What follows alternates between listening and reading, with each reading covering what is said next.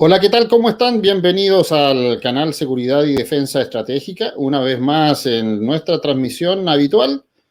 Hoy día 17 de febrero tenemos un programa que en realidad hemos estado analizando y preparando, pero en realidad no analizando ni preparando, sino que le pedimos a nuestro invitado, que es nuestro amigo conferencista, panelista del historiador y toda una serie de títulos que podríamos agregarle a nuestro invitado, a don Daniel Prieto Vial, que nos va a hablar, ¿cierto?, sobre el tema de la Antártica chilena y los campos de hielo y varias cosas que traen en consigo, que traen en conjunto, más bien dicho, este tema que nos convoca el día de hoy. Toda vez de que tenemos algunos problemas, ¿cierto?, con nuestros amigos argentinos, con nuestros vecinos, y también tenemos algunos inconvenientes con la visita del presidente Fernández a Chile.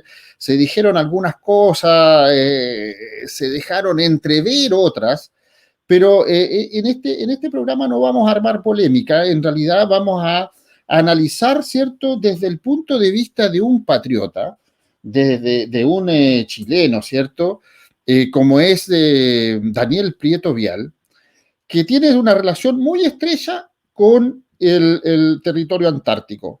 Vamos a hablar también un poco de su familia, la relación que tiene con el territorio antártico. Vamos a ver también qué tiene que ver en ese entonces el teniente coronel Augusto Pinochet Ugarte en algunos temas también que tienen que ver con este asunto, algunos conflictos que nosotros no tenemos mayor conocimiento, pero que Daniel, como su familia o parte de su familia, integrante de la Armada de Chile, lo vivieron en primera persona, nos va a dar a conocer. También hay como ahí algunas cosillas que ustedes no saben de nuestro invitado. Encachado, un invitado, ¿cierto? Yo siempre le he dicho que Daniel, aparte de ser amigo mío, y eso ya lo hace o sea, a mí me hace más encachado porque yo, a buen árbol se arrima, buena sombra lo cobija, así que yo estoy ahí al ladito de Daniel para ver si me pega un poco de su espíritu patriótico, pero en realidad Daniel es muy, muy encachado y una persona conocedora, pero amplio, de una serie de cosas de la historia y sobre todo de eventos que nosotros ni nos imaginamos, no tenemos conocimiento. Pero bueno, vamos a comenzar el programa saludando a quienes se conectaron de primero el día de hoy. A Sonia Muñoz y la Vaca, claro que sí, desde Traiguén, región de la Araucanía. La Sonia le ha tocado duro allá. Así que, Sonia, todo nuestro apoyo por lo que tú has tenido que pasar y por todo lo que has vivido en realidad.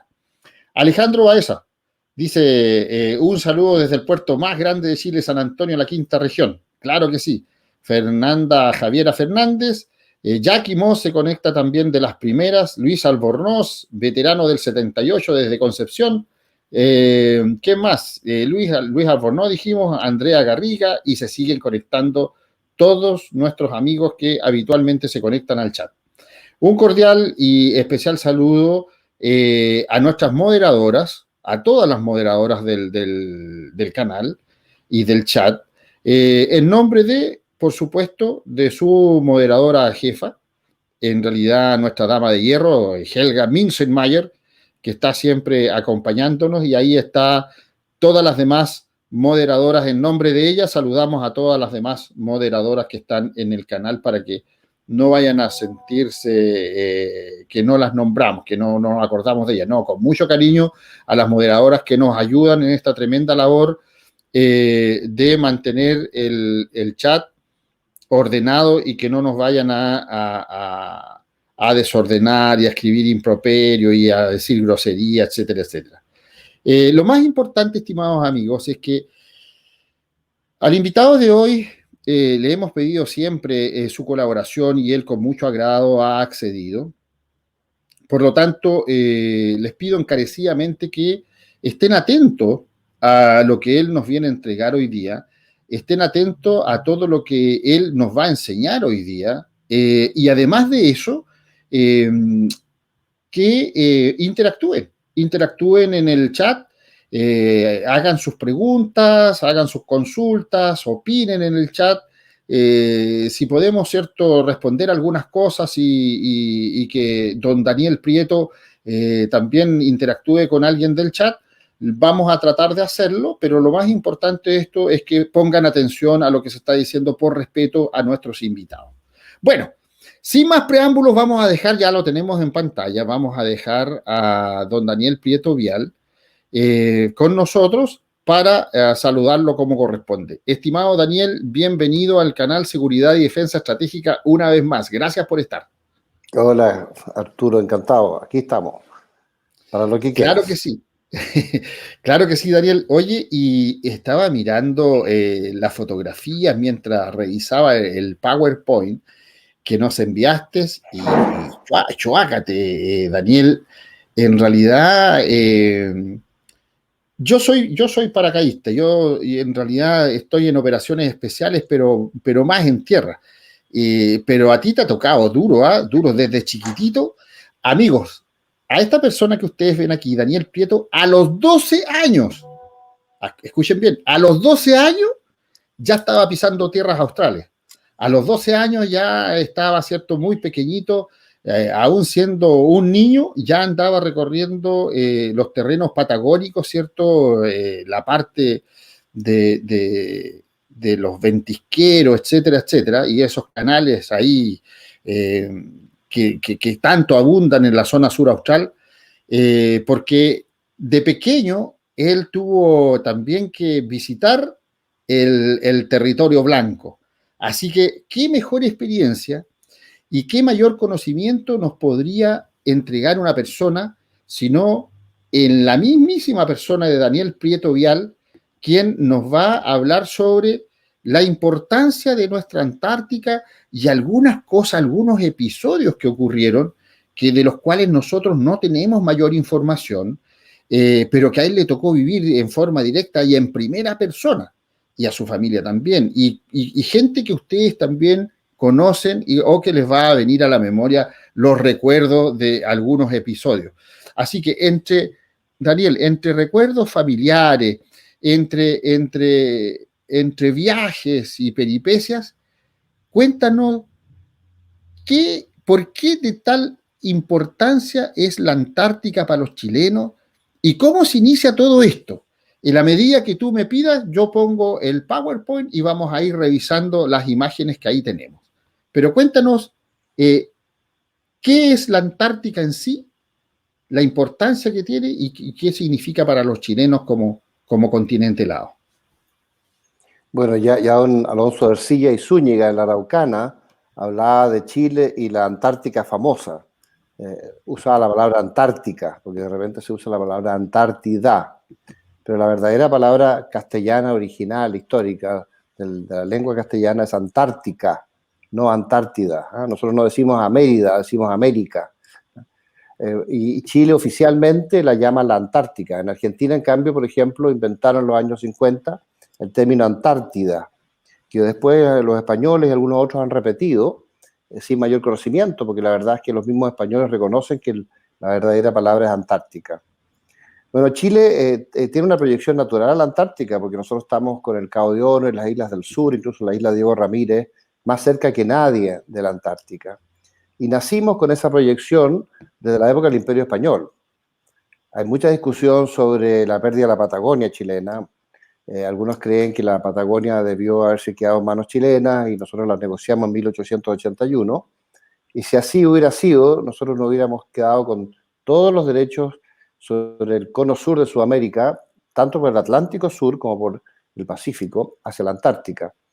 Pero negociamos este tratado y finalmente entregamos una parte importante de la Patagonia Oriental. Nos quedamos, eso sí, con todo el estrecho Magallanes y la mitad de la isla Grande Tierra del Fuego, y las islas que están al sur de la isla Grande Tierra del Fuego, en el canal Beagle, y de ahí hacia el sur. Por lo tanto, nadie tiene más derechos a la Antártica, tanto por derechos históricos del Imperio Español como por el hecho que somos el país que está más cerca. Y ahora se ha producido una especie de creciente disputa con Argentina por sus líneas de base recta y por sus proyecciones del mar bajo tierra, ¿no es cierto? La plataforma continental bajo el mar, que ha creado un incidente con nuestros intereses que está pendiente, ¿no? Y que va a crear algún problema probablemente en el futuro. Nosotros tenemos un tratado antártico que se firmó el año 59 y que impide que nadie reclame derechos soberanos sobre la Antártica, pero igual estas cosas nos afectan nuestra proyección, nuestros derechos de proyección. Y estos acuerdos van a durar por lo menos hasta el año 48. Y después del año 48 no se sabe bien qué va a pasar. Algunos creen que ahí las grandes potencias van a asaltar el continente antártico y por poder relativo, los más poderosos se van a quedar. Otros dicen, no, los países más cercanos, como Chile, así como Noruega en el norte del mundo frente al Ártico. Chile, por el hecho de su cercanía, va a tener derechos naturales sobre la península antártica y nunca va a dejar de ser un país que tenga vínculos con la Antártica. Eso está en veremos. Claro que sí. Oye, Daniel, cuéntame, dice que nuestros antepasados, en realidad, en los albores de la patria, y los primeros comentarios que aparecen aquí, por ejemplo, lo que dice Patricio Garay, tremenda falta de visión geopolítica que tuvieron nuestros padres de la patria o la gente que estaba en los albores de la patria. ¿Realmente fue una falta de visión geopolítica o como no las comunicaciones no estaban como ahora, no se vio la real dimensión que tenía el territorio? Mira, todos estaban interesados por la zona. Por ejemplo, José Miguel Carrera, cuando se va a España, pasa por el Estrecho Magallanes, y el mismo Bernardo Higgins, cuando llega de Europa, cuando va a Europa y cuando vuelve a Europa, Carrera también cuando vuelve a Europa. Dicen que cuando Higgins estaba muriendo, habló de Magallanes como una necesidad. El que planteó esto de forma más insistente fue el presidente Prieto, pero él no lo pudo ejecutar porque le tocó la guerra contra la Confederación Perú-Boliviana. Pero después de que él entregue el poder a su sobrino, el hijo de su hermana, don Manuel Bulnes Prieto, en el gobierno siguiente, cuando ya se había estabilizado el país, se había creado esta democracia estable en Chile, Prieto es el consejero personal del presidente Bulnes. Además, Bulnes había sido discípulo de Prieto, por lo tanto, Bulnes siempre quiso que su tío estuviera cerca. Y él en un momento dado lo nombra intendente de Valparaíso y comandante general de la Marina, de la Armada de Guerra. Y Prieto se obsesiona por hacer estos proyectos de tomarse Magallanes.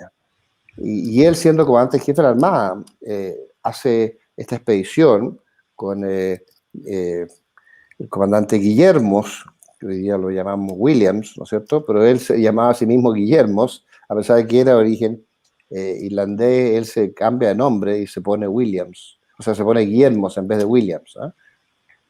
Pero su hijo después se llama Williams, así que vuelve el nombre, por eso se llama Puerto Williams, este puerto que nosotros instalamos después, pero quizás lo hubiéramos llamado Puerto Guillermos, como él se llamó toda su vida.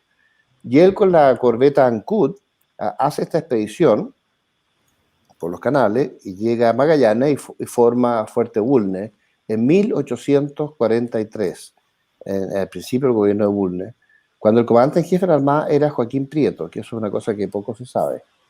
Y ellos ya empezaron ahí a plantear la idea del control del sur.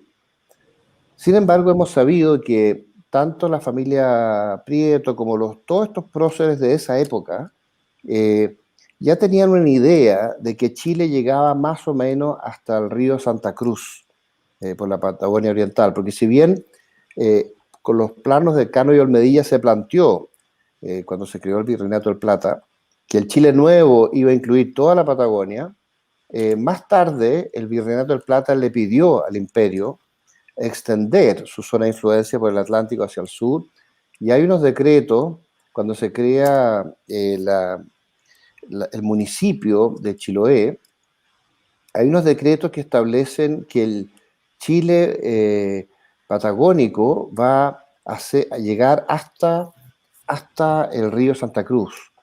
y de ahí hacia el norte va a ser una zona de influencia por el Atlántico del Virreinato del Plata.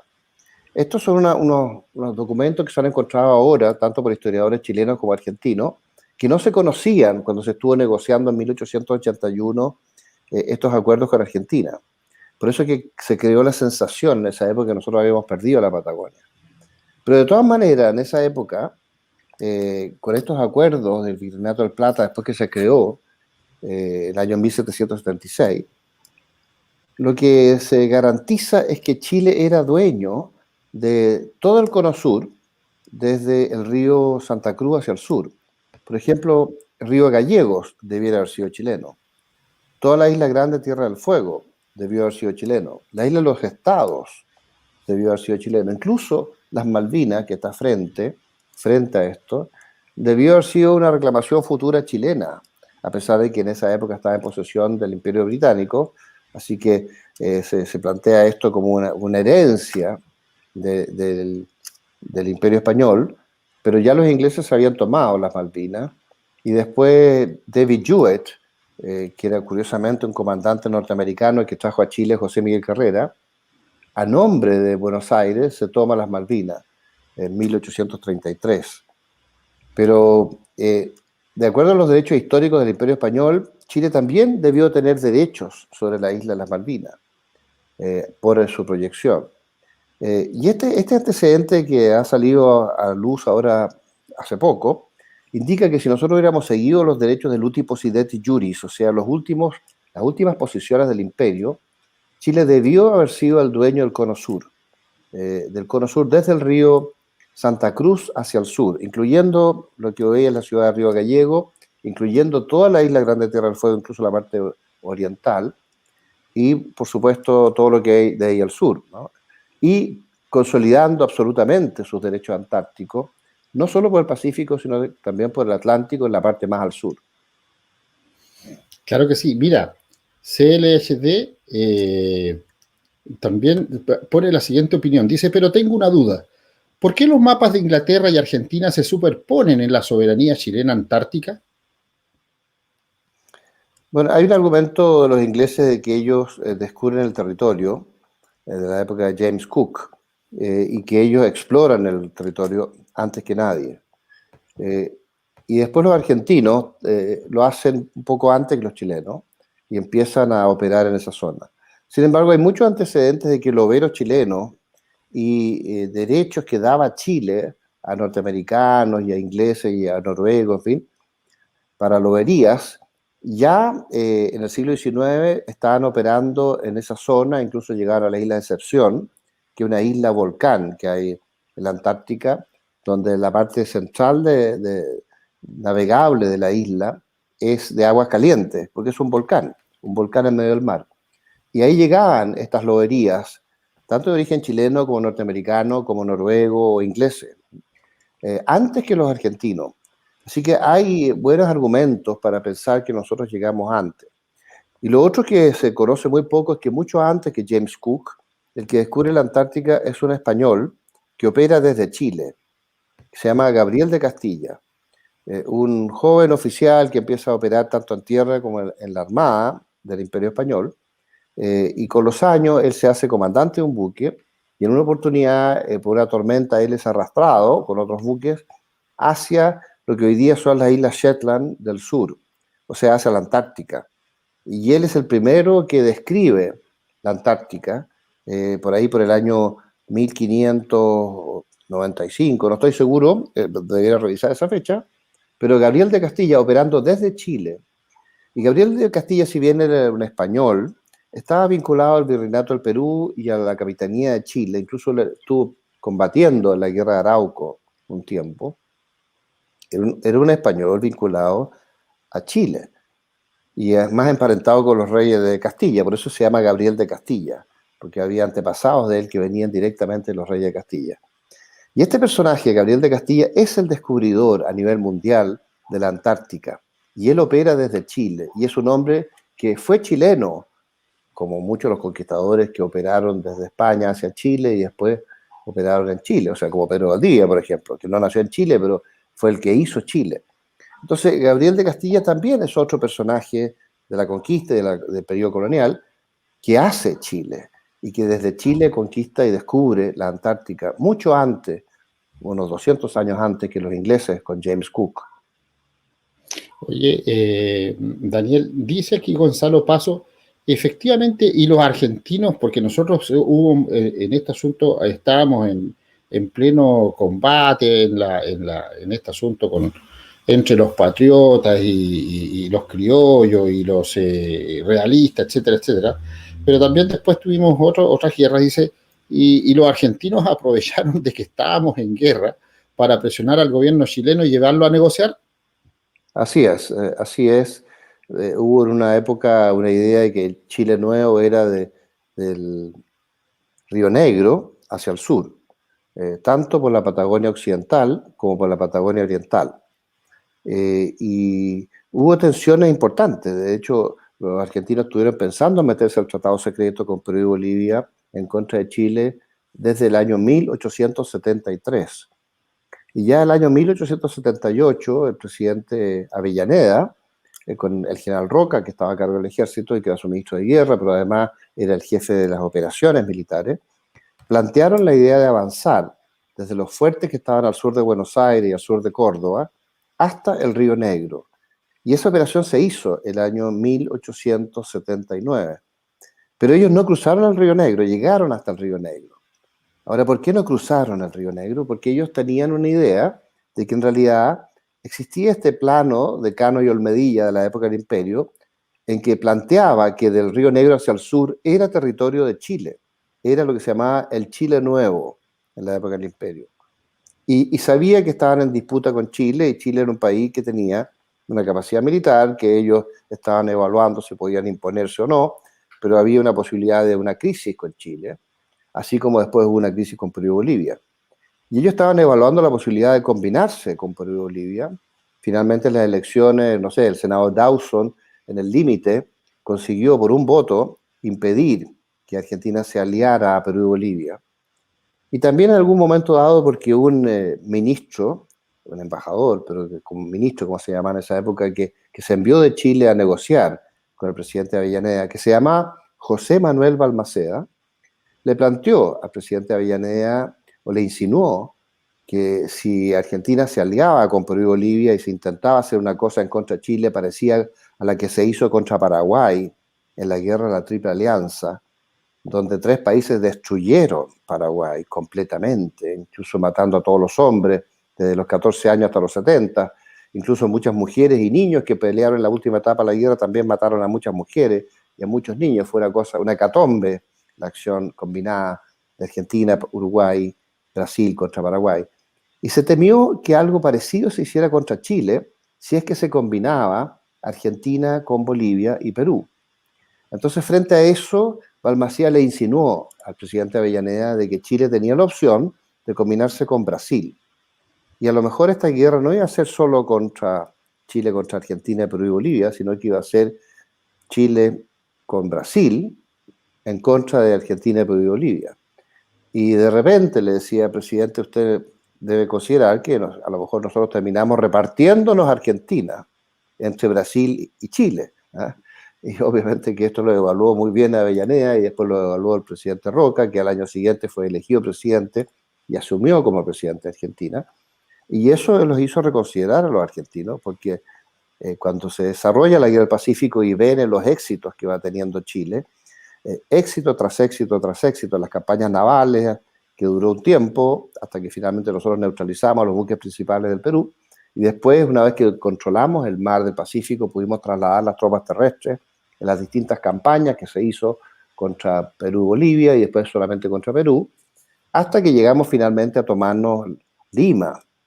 Y más tarde se hicieron operaciones en el norte, operaciones comando, si pudiéramos llamarlas, hasta Tumbes, en el límite con Ecuador, con Patricio Lynch. Incluso hubo operaciones al interior de Perú, no solo nos tomamos la capital y el norte, sino que hacia el interior de la sierra, que fue una campaña que duró otros 2 años más. Entonces Argentina quedó muy impresionada de la capacidad chilena para imponerse en todas las batallas, incluso resistir las presiones que hubo de algunas potencias europeas para que Chile retrocediera, hubo presiones indirectas de Inglaterra, de Francia, del mismo Estados Unidos, que se puso de parte del Perú en ese momento, y en cierto modo Bismarck y los alemanes nos ayudan y en cierto modo neutralizan las amenazas o las insinuaciones de Inglaterra y de Estados Unidos. Estados Unidos en un momento dado amenazó a Lynch con una acción de su flota, tenía ahí 3 buques operando en ese momento y un par de buques de abastecimiento para los 3 buques de guerra. Y Lynch le dijo, mire, usted tiene aquí la opción de desafiarnos y nosotros tendríamos la opción de hundirle sus 3 buques. Así que usted tiene que tomar una decisión. Pero yo no sé si usted está autorizado por su gobierno para amenazarnos. Pero yo sí estoy autorizado por mi gobierno para ser autónomo y tomar la decisión de hundir su flota en 5 minutos si usted vuelve a desafiarme. Bueno, después de esto hubo una recapacitación del almirante, se dio cuenta que no estaba autorizado por su gobierno y finalmente lo desautorizan y la flota norteamericana se retira, una flota pequeña de 3 buques. Pero en esa época Chile roncaba en el Pacífico y no solo tenía toda la flota chilena, sino que tenía los buques capturados a Perú, incluyendo el Huáscar y algunos otros. En otras palabras, Chile se había impuesto y ya al final de la guerra, cuando termina, se construye este famoso crucero Esmeralda, que es uno de los buques más modernos del mundo, y se construyen otros buques después. Así es que Chile tenía un poder importante. Y nosotros pudimos, con ese poder, haber recuperado la Patagonia. De hecho, Balmaceda lo pensó y otros patriotas a nivel secreto.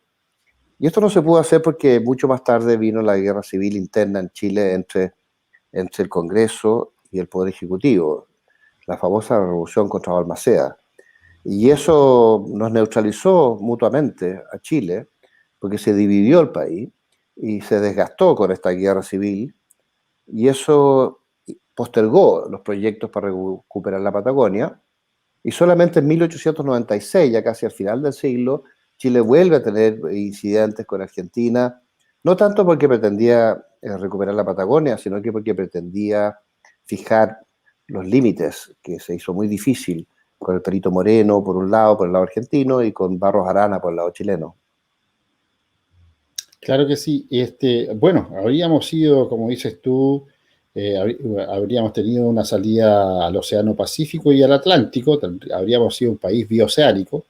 Judith Ferrer Montero nos pregunta, dice, ante lo que está ocurriendo en este momento, ¿existe alguna posibilidad de que los argentinos se apoderen del territorio antártico chileno? No, no se puede por el Tratado Internacional de 1959. Nadie puede reclamar derechos sobre la Antártica y los reclamos de soberanía están postergados. Y los nuevos acuerdos postergan esto hasta el año 1900, hasta el año 2048, 2048. Así que nos queda bastante tiempo todavía. Pero hay una tensión creciente porque los intereses son muy grandes. Hay un imperio nuevo emergente que es China, de cierto modo reemplazando al imperio dominante que es Estados Unidos o compitiendo con el imperio dominante que es Estados Unidos. Y esto se proyecta hacia el futuro. También la India dicen que va a ser una superpotencia en el futuro. Y el Islam, o sea, no solamente va a dominar Occidente como ha dominado en los últimos 500 años, sino que hay nuevas realidades. Por lo tanto, las presiones que va a haber sobre el Cono Sur, por la Antártica, que es un territorio muy rico, inmenso. La Antártica es del porte de Sudamérica, para que tengan una idea. Es más o menos del porte del continente sudamericano, la parte terrestre, y más todos los hielos periféricos, y todo lo que significa bajo el mar, las riquezas que hay bajo el mar, no solo el continente terrestre. Así que para nosotros es fundamental el control de la península antártica y la Antártica porque somos el país más cercano del planeta Tierra a la Antártica y tenemos una natural capacidad para operar en la zona. Yo tuve la oportunidad de muy niño ir a la Antártica a los 12 años, porque mi hermano era oficial de Marina y me llevó. Y 10 años después, esto fue el año 63, 10 años después del año 73, poco después del golpe liberador que tuvimos en Chile frente a las acciones del comunismo, de la Unidad Popular y de Allende, yo fui llamado como reservista a embarcarme al piloto Pardo e ir a la Antártica. Así que, y como era el único buque operativo, porque estábamos muy pobres en esa época, normalmente las expediciones antárticas las hacen 4 buques, pero en ese año había un solo buque que pudo ir a la Antártica, entonces tuvimos que ir 4 veces a la Antártica, ida y vuelta desde Punta Arenas, para abastecer las bases, porque había un solo buque para hacerlo. Y por eso que la operación fue muy larga, porque empezó en octubre y terminó en marzo o a finales de febrero. No tengo la duda si fue el último día de febrero, los primeros días de marzo, el último viaje a la Antártica. Y ahí volvimos al continente sudamericano y a Chile y a Valparaíso. Pero fue una expedición a la Antártica muy larga la que me tocó hacer el año 73. Y el año 63, cuando yo tenía 12 años, era un niño, me convertí en el niño más chico del mundo en ir a la Antártica, según nos contaba Sir Vivian Fuchs, cuando nos encontramos con ellos en la base británica, en Isla Decepción, con el Endurance, que era el rompehielo británico, a los cuales nosotros invitamos. Mi hermano Leonardo fue a bordo del buque Endurance e invitó un cóctel al buque de guerra chileno, que estaba en ese momento ahí, que era el Angamos, a este famoso personaje que era Sir Vivian Fuchs, que había sido la primera persona del mundo que había cruzado en la Antártica desde un extremo hasta el otro en el continente. Porque antes había ido Amundsen, que era un noruego, o Scott, que era un inglés, que habían ido y vuelto por el mismo lugar. Pero Sir Vivian Fuchs fue famoso mundialmente porque cruzó la Antártica, fue el primero que cruzó la Antártica de un extremo al otro del continente saliendo por la península. Y él me dijo, mire, yo vengo todos los años a la Antártica, tengo todos los antecedentes, y usted es el primer niño del mundo que ha viajado a la Antártica. Y esto Así lo tomó es. National Geographic, después lo tomó Canal 13, y el Mercurio, y el Ercilla. Y me hicieron un montón de entrevistas. Yo no tenía ningún mérito, porque era un niño que me llevaron. ¿Eh? No era ningún mérito mío. Pero para mí fue una gran oportunidad, desde muy niño, de operar allá, de operar a bordo de los distintos buques que estuvieron allá. Y como yo era muy intruso, me aprendía todo. Así que cuando yo fui 10 años después, a los 22 años, en el piloto Pardo, ya sabía todo. Y decía, ¿por qué sabe tanto usted? No, yo lo aprendí a los 12 años, me miraban como si estuviera loco. No creían que yo había ido a los 12 años a la Antártica. Claro que sí, ¿no? Y en Una todas suerte, partes, ¿eh? Una en suerte. los diarios, salieron en los diarios y todo, la odisea del niño en la Antártida, Daniel Prieto Vial. Daniel, Fue pero un privilegio. preguntan, antes de pasar al PowerPoint, que es muy interesante con las fotografías que tenemos, hay muchas fotografías ahí. Sí, Eh, te mandé algunas, sí. sí, sí, sí. María Lola dice, y don Daniel, ¿y qué interesante hay en la Antártida? ¿Cuál es ¿cuál es la idea? ¿Por qué es tan importante el territorio antártico? Bueno, es un territorio igual que el del continente sudamericano, que se mete bajo el mar y que hace el arco de Escocia. Las cumbres de este arco de Escocia son, no sé, las Georgia, las Sandwich, y después vuelve hacia la isla Shetland en el sur, y ahí se proyecta hacia la península antártica que baja. Pero en el fondo es la misma cordillera de los Andes bajo el mar, que hace un arco hacia el oriente, después vuelve hacia el occidente y se mete hacia la península. Uno lo puede ver eso en un mapa. Entonces la estructura geológica de la Antártica es la misma que tenemos acá, con todos los minerales, todas las riquezas que nosotros tenemos en Chile de todo tipo, incluyendo, por ejemplo, los argentinos que han encontrado petróleo en el sector oriental de la cordillera de los Andes y hacia el sur. Nosotros hemos conseguido muchísimo menos petróleo, pero también tuvimos algo no sé, en el estrecho de Magallanes hace algunos años, ahora es como que se nos ha acabado. Pero fuera del petróleo hay todo tipo de minerales y riqueza y una biomasa gigantesca para pesca, para krill, por ejemplo, y para todo tipo de animales que se pudieran explotar con rigurosidad, si es que hubiera que tener cuidado por los equilibrios ecológicos para no exterminarlo. Pero lo que se ha optado es por preservar todo esto como una zona virgen, que nadie la explote, que nadie la explote ni las biomasas, ni los minerales, ni en ningún otro sentido.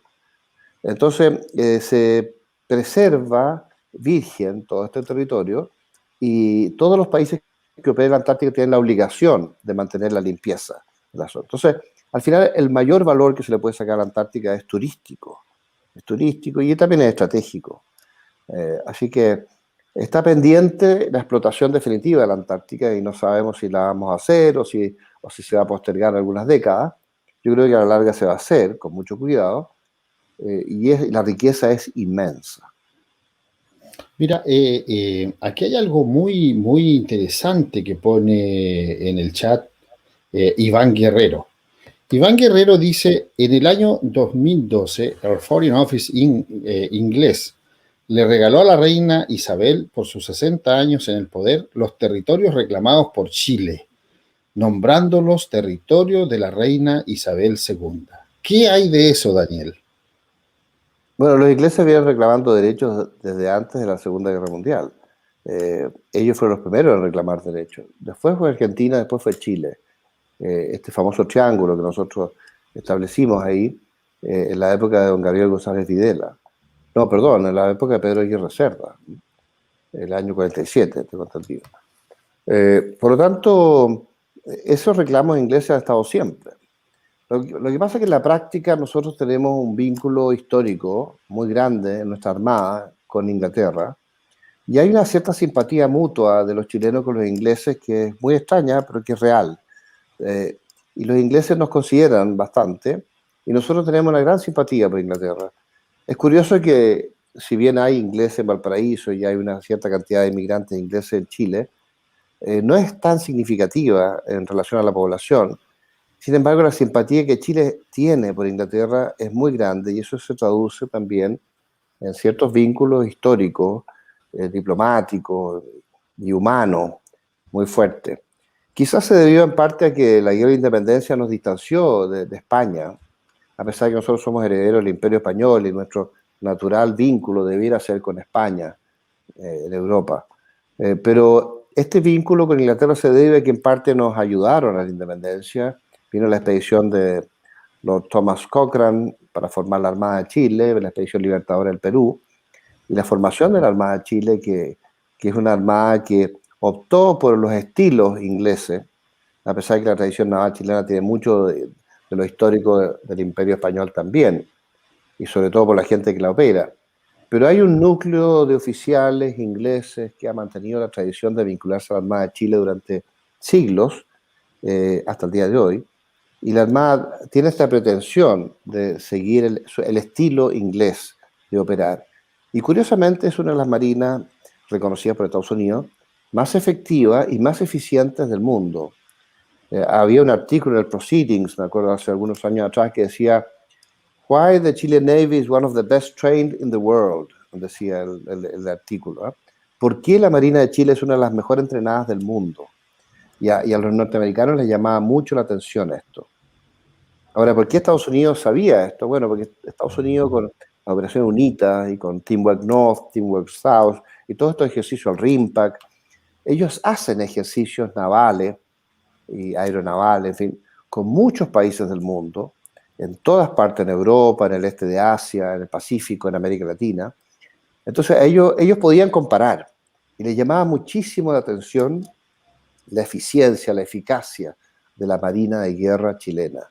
Y ellos les llamaba la atención de por qué esta Marina mediana, o chica, pero mediana, era tan efectiva y tan eficiente.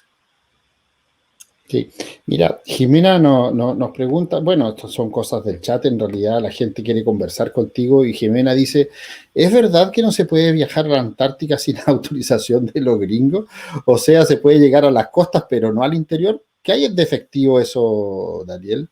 No, no es cierto, no es cierto. Buques turísticos, barcos turísticos hay de distintos países y uno puede comprar un pasaje en la Antártica. Lo que pasa es que es muy caro, es muy caro. Y por eso es que es rentable también hacer turismo a la Antártica, porque uno puede cobrar muy caro, porque hay muchos riesgos, hay muchas dificultades, y eso es un muy buen ingreso para el que organiza estas expediciones. Ahora están llenas de restricciones porque hay que cuidar el medio ambiente. Entonces a cada turista se le exige que no haya botar ningún papel, ningún desecho, y a los buques mismos. Así que hay muchas exigencias, y por suerte, porque si no se echaría a perder el territorio. Mira, Héctor Luis García Magma, el Tito de Iquique, dice, buenas noches, Daniel, dice, lo sigo. Quisiera preguntar por qué Argentina no está respetando el Tratado de 1984. El equipo de trabajo con la señora Frida, nuevos mapas presentados ante la ONU y la CONVEMAR. Sí, bueno, está pendiente ahí una revisión de lo que está haciendo Argentina. Nosotros intentamos una alianza con Argentina y sobre todo esto tuvo bastante éxito con Menem. Realmente se acaba de morir el presidente Menem, que en los años 90 tuvo un gran acercamiento con Chile, un acercamiento bastante sincero y trató de implementar un sistema de mercado dentro de la economía argentina, que fue el periodo que mejor le fue a Argentina. Lo que pasa es que hay una corrupción endémica en Argentina, incluso en el gobierno de Menem, con todas las buenas intenciones que tuvo, también se afectó mucho todo lo que se hizo por la corrupción interna, y él no estuvo exento de eso. Por eso es que también fracasó, pero mucho más fracasaron después todos los gobiernos posteriores. Y lo interesante era que nosotros llegamos a una serie de acuerdos con Argentina, incluso de una alianza militar a largo plazo. Creamos una brigada que se llama Cruz del Sur, un batallón primero, que después iba a ser una brigada para operar con la ONU. Intentamos hacer una serie de ejercicios navales combinados en el sur. Incluso hicimos unos ejercicios aéreos combinados en el norte. Y al final esto fue debilitándose y fue desarrollándose un nuevo discurso que a mí me preocupa mucho, que es actual, argentino. Es un nuevo discurso en que los argentinos crecientemente están recordando a Chile como un traidor por la guerra de las Malvinas frente a Inglaterra. Y se olvidan los argentinos que ellos nos amenazaron con invadirnos y que ellos nos amenazaron con invadirnos combinadamente con Perú y Bolivia. O sea, se iba a volver a repetir esta amenaza del siglo XIX y se iba a volver a repetir lo que ellos hicieron efectivamente contra Paraguay, en combinación con Uruguay y Brasil. Entonces, para nosotros es una cuestión muy dramática la amenaza que hubo y el intento de Argentina a partir del año 78 con Perú y Bolivia. La guerra de la etapa del 22 de diciembre del 78 la paró el Papa, pero la amenaza argentina, mientras se negociaba a través del Vaticano, la amenaza argentina siguió. Siguió el 79, el 80, el 81, el 82. Y cuando ellos actúan sobre las Falkland o las Malvinas, o las Sandwich y las Georgia, ellos tenían planificado, después de esas operaciones, porque pensaban que Inglaterra no iba a reaccionar, ellos tenían planificado actuar inmediatamente después contra Chile. Y probablemente ellos iban a insistir en buscar una combinación con Perú y Bolivia.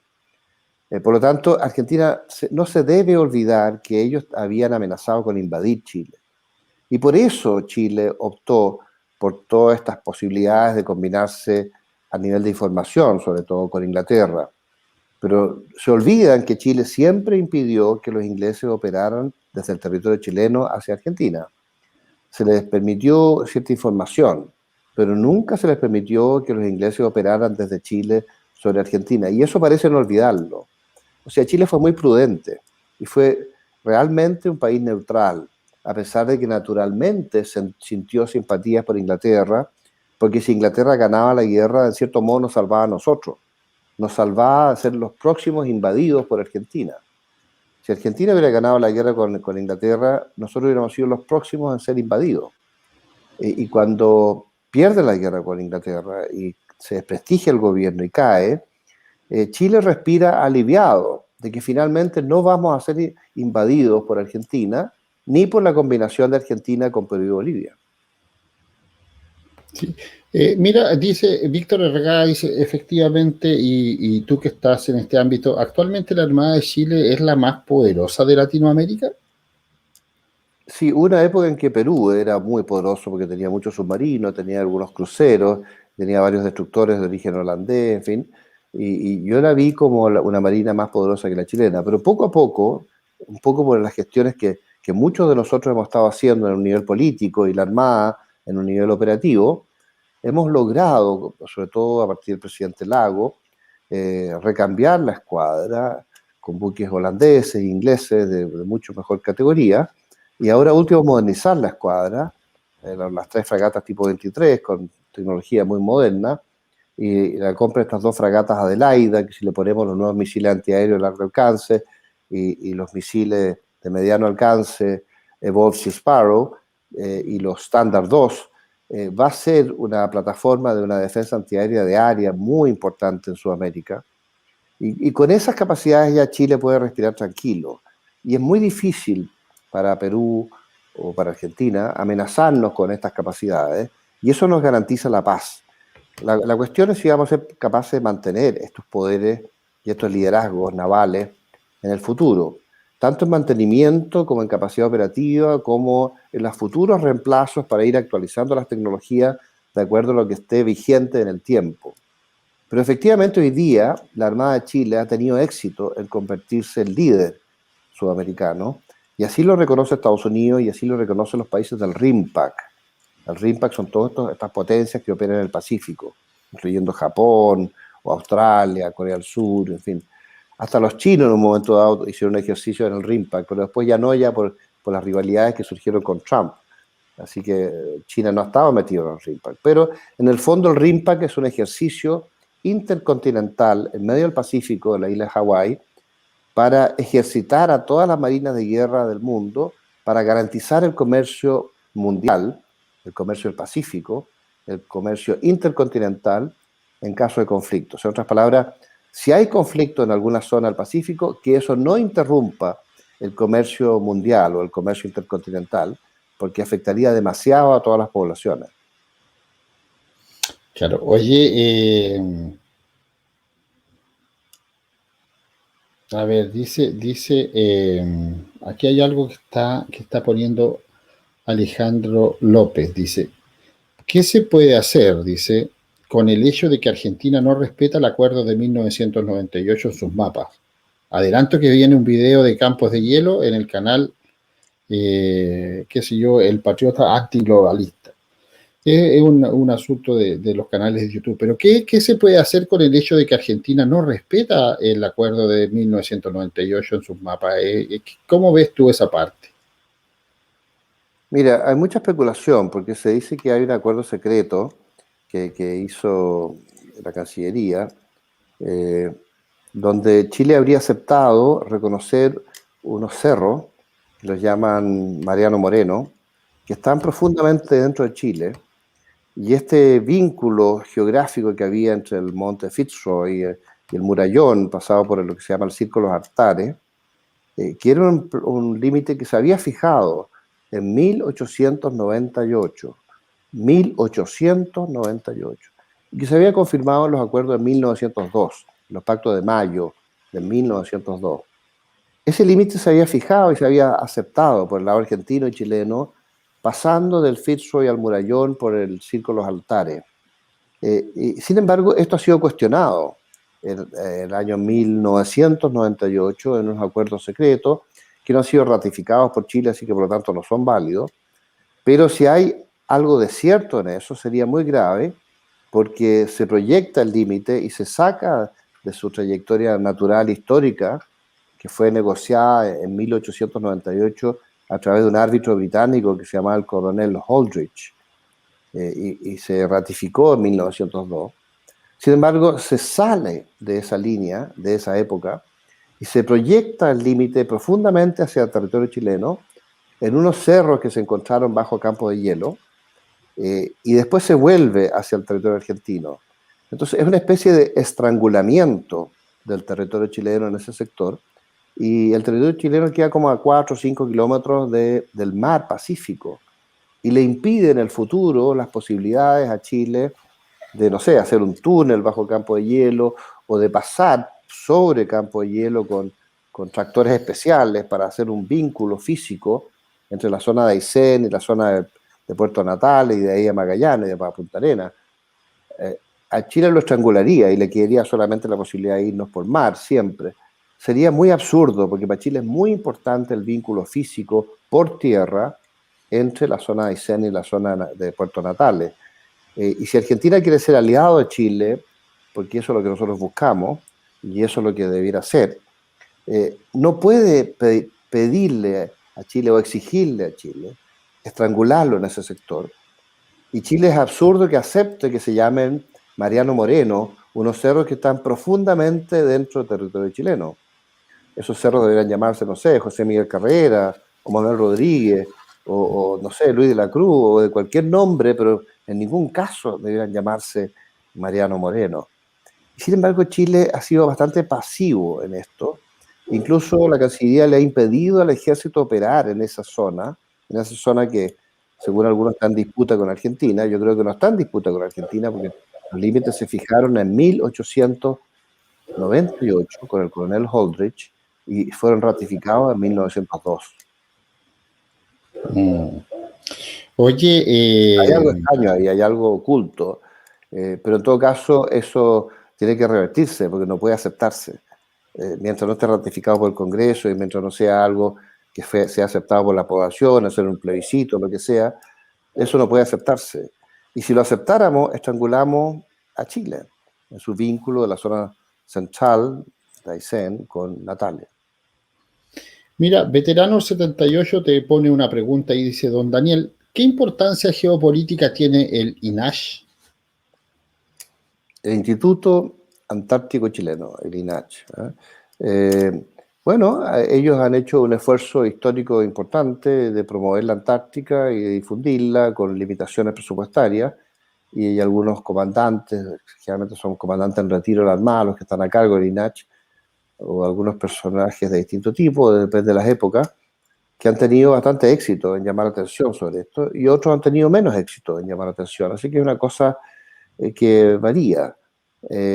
Al final, el Instituto Antártico solamente promueve la investigación y promueve el conocimiento de la Antártica y promueve a nivel político el interés por la Antártica, pero tiene altos y bajos.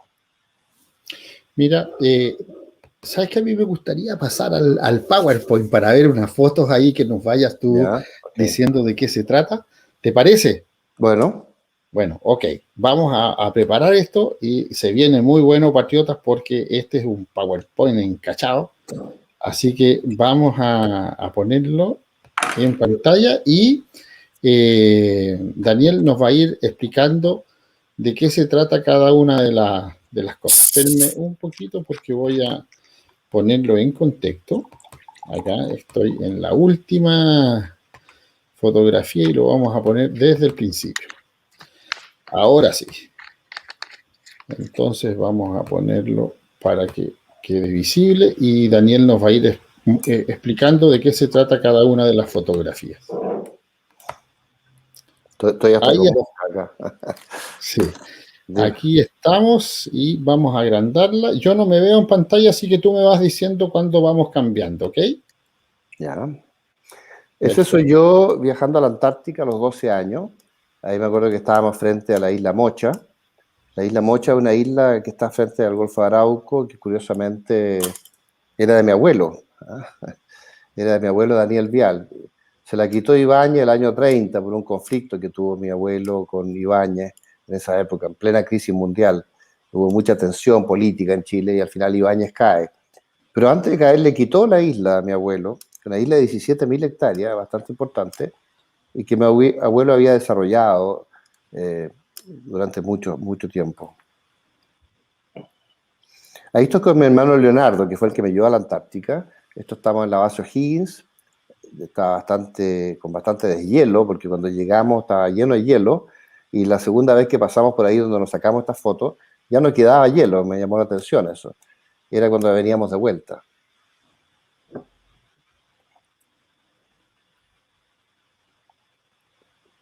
Esa es la misma isla Mocha atrás.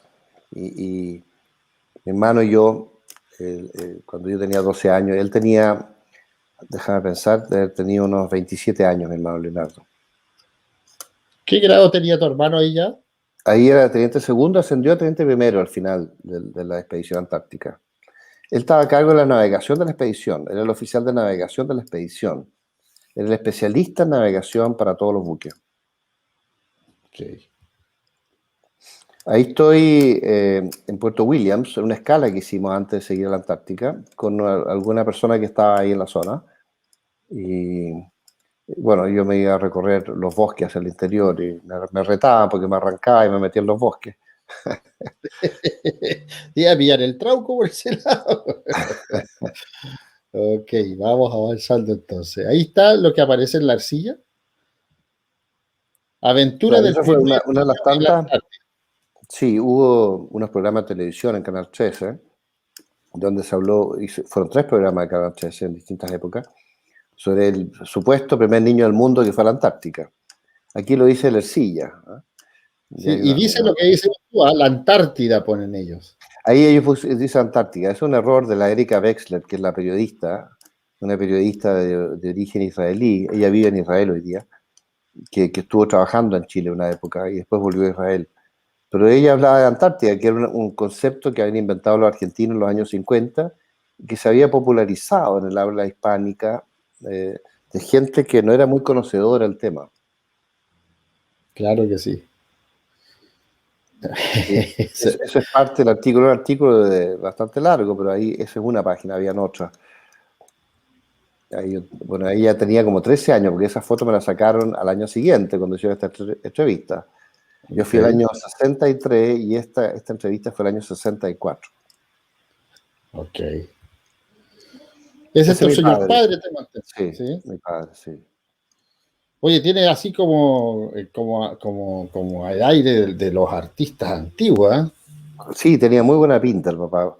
Bueno, yo soy un hombre viejo, yo voy a cumplir 70 años. Él ahí tenía, no sé, él tenía 46 años, creo, en ese momento. Era Correcto. bastante más joven. Y era muy delgado, tenía muy buena. Esa es la familia Prieto, mis padres. En la Segunda Guerra Mundial, que mi papá era alcalde de Pirque y trataba de promover la idea de que no había que usar autos porque había muy poca benzina por la guerra. Entonces salía con sus coches con caballo. Él tenía una colección de coches con caballo y caballos Hackney. Incluso en una época intercambió muchos de estos caballos Hackney con los reyes de Inglaterra, porque ellos también criaban caballos Hackney en Inglaterra. Y se aprovechaba de que tenía esta colección de coches para hacer un despliegue ahí. Así que él fue el alcalde de Pirque. Bueno, él fundó la comuna de Pirque, fue el primer alcalde, creó la municipalidad, después fue 2 veces más alcalde, pero la municipalidad era una cosa como marginal para él. Él era el presidente de la Cámara de Comercio, después fue presidente de la Asociación de Importadores y Exportadores, era presidente de Kenry, que era una empresa muy grande, muy importante en esa época. Entonces tenía mucho éxito como empresario, y también en el mundo gremial de los empresarios. Eh, y lo de ser alcalde de Pirque era porque él tenía un fondo en Pirque, un fondo que nosotros perdimos. Él se vio obligado a venderlo en el año 63 cuando le informaron que lo iban a expropiar. Y en un remate tuvo que vender el fondo y no le pagaron casi nada porque todo el mundo sabía que venía la reforma agraria y nadie quería comprar fondos que iban a ser expropiados. Así que se perdió un fondo que había estado siglos en la familia en 5 minutos y por nada. Claro. Ese es mi hermano Leonardo, con uno de sus coches, que son uno de los tantos coches que tenía mi padre y que mi hermano se dedicó a recomprar después, años después. Ahí están Es- los famosos caballos de los Prietos. sí, lo que pasa es que hay un cuento de los Prietos con los potros negros. Yo tengo una sobrina que es la hija de mi hermano Hernán Prieto Edwards, una sobrina que es campeona de equitación y es profesora de equitación, tiene 23 años, y bueno, y ella es una gran jinete, ¿eh? Ahí se ve una de estas niñitas montando sin rienda, ¿te fijas? Y sin montura. Es notable esa foto, ¿no? Sí, está espectacular. Ese es mi hermano Leonardo. A mano izquierda está cuando era comandante de la torpedera Equidora, en la zona del Beagle y en la zona de Magallanes. A mano derecha era mucho antes. A mano izquierda era teniente primero y comandante de la Equidora, a punto de ascender a capitán de corbeta.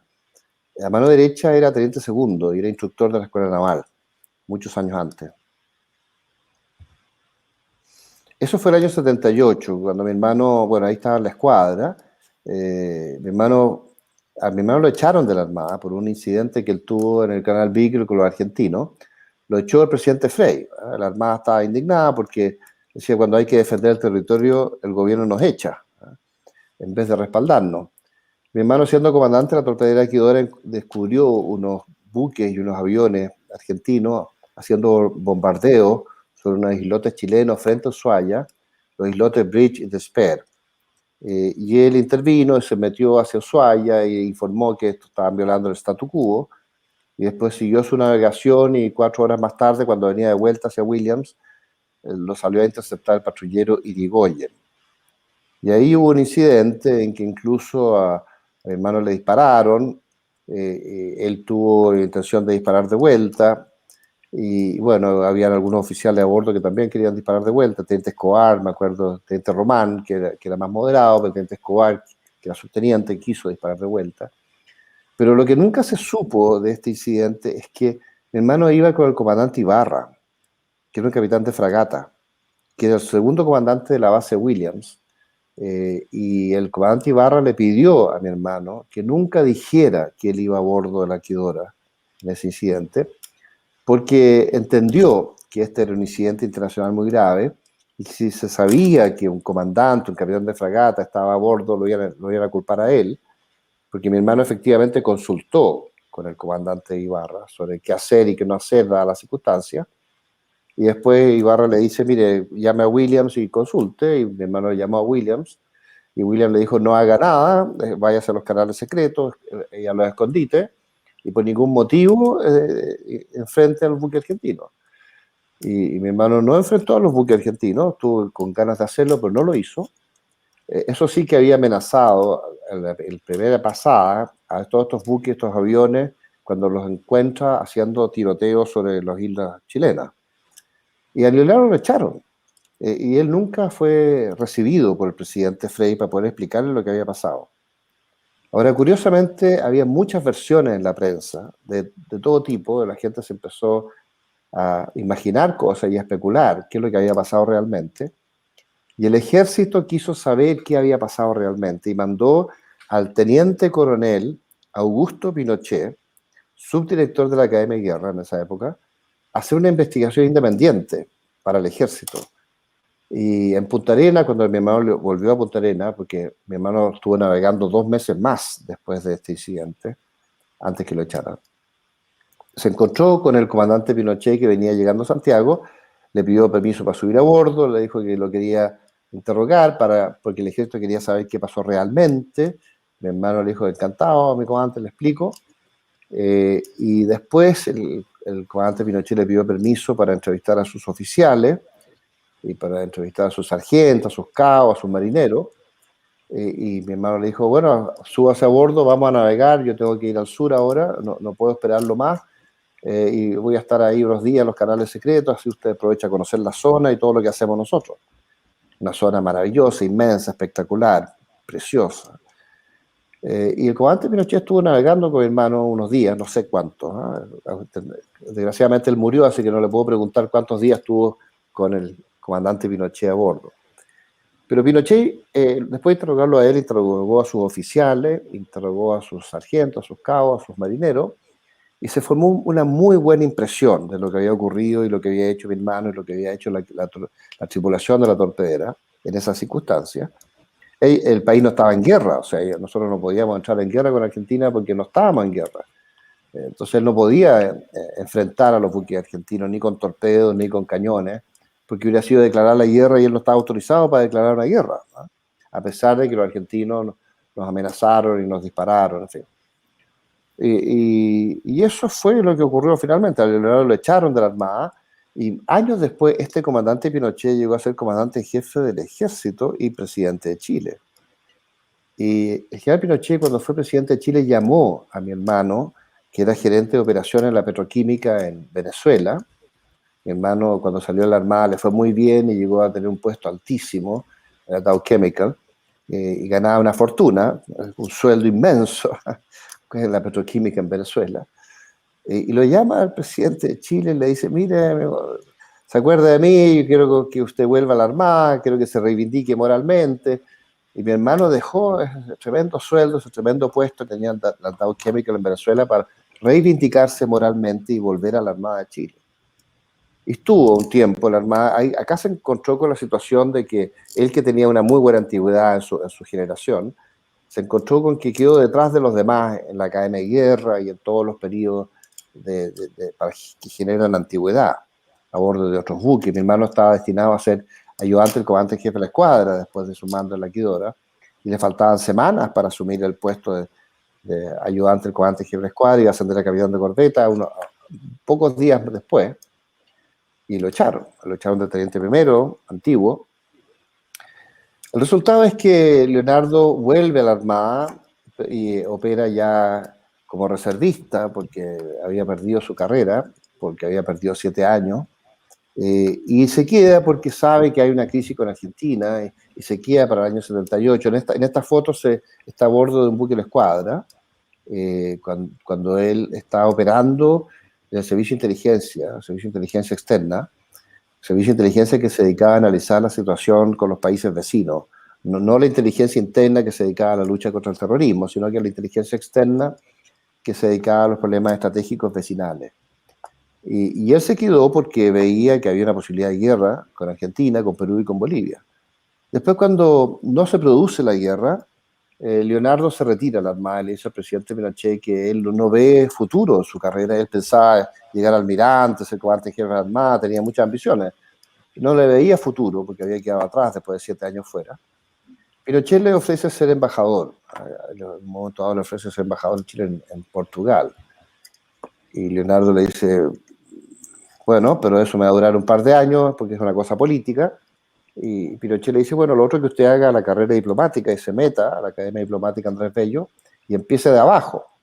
Y mi hermano empieza de abajo en la carrera diplomática ya cuando tenía 40 años, y ahí empieza su carrera diplomática. Llegó a ser cónsul general de, no sé, en Tailandia, en Holanda, en España, en Brasil, en puestos cada vez más importantes.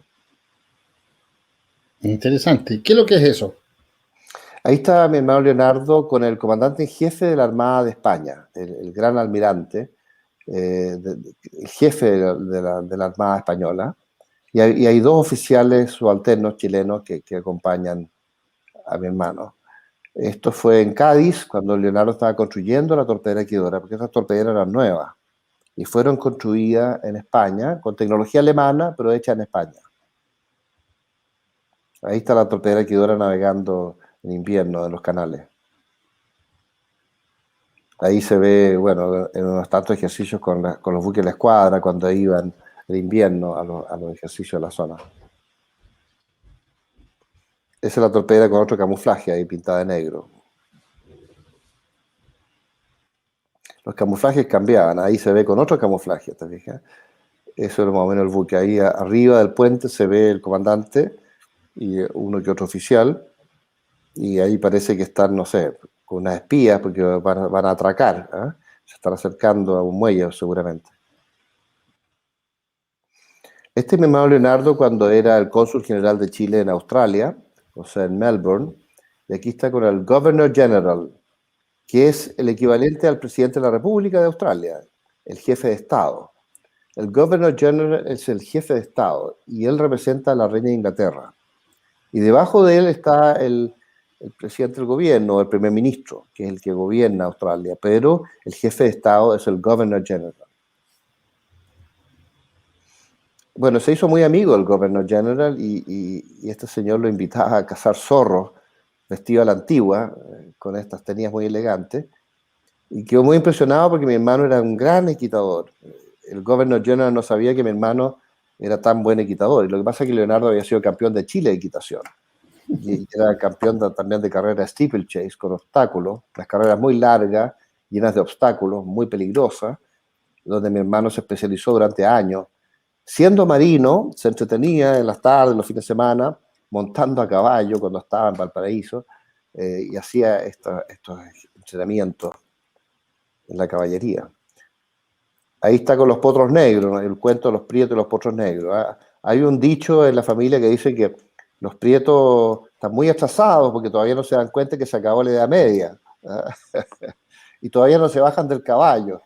Ese es un cuento porque mi hermano siempre le encantó la equitación, y se dedicó no solo a la equitación, sino que a las steeplechase, estas carreras de obstáculos, y también a los coches con caballo. Mi hermano ganó el concurso mundial de coches con caballo en España. Salió tercero el Duque de Edimburgo en esa oportunidad, hasta el año 81, 82, no estoy seguro de la fecha, en Jerez de la Frontera. Concurso mundial de carruaje, donde Leonardo ganó el campeonato de estilo.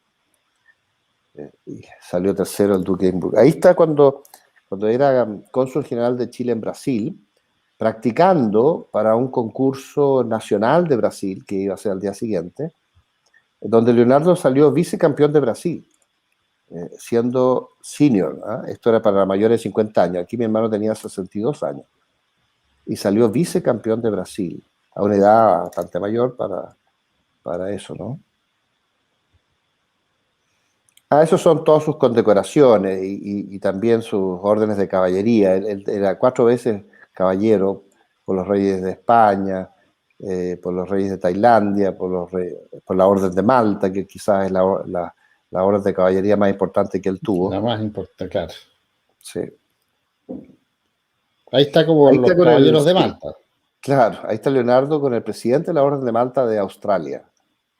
Y él era caballero de la Orden de Malta y Gran Cruz también, no solo caballero.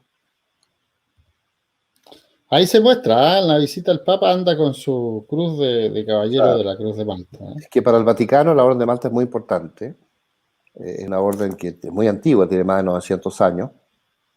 Y viene de estos cruzados de la Edad Media que defendían a la cristiandad contra el Islam, contra el Imperio Turco. Bueno, y tuvieron un rol muy importante en el Imperio Español, en la conquista de América. Y hay una vieja tradición de familia, esto de la Orden de Malta. Aquí está con el Papa y con su hija, que tenía 13 años, una niñita muy alta, por eso que se ve ahí tanto más alta que los otros dos. Aquí está con el rey de España. Fue muy curioso porque se hicieron muy amigos.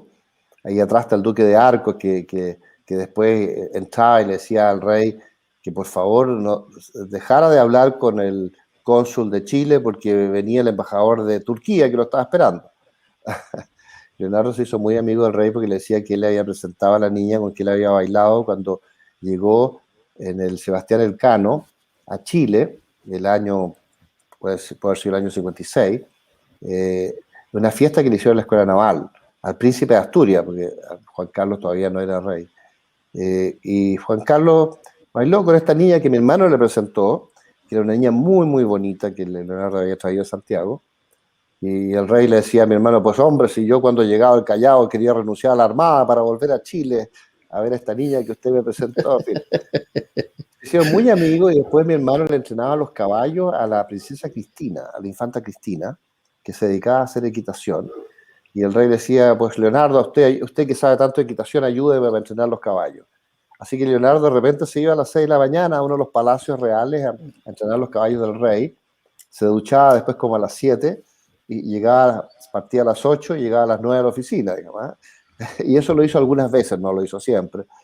Entonces tenía mucho contacto con el rey y en la Embajada de Chile les llamaba la atención su familiaridad con el rey y la reina, porque de repente se encontraban con la reina también. Aquí está mi hermano Leonardo cuando fue cónsul general o fue miembro de la embajada, no sé si cónsul, en Tailandia.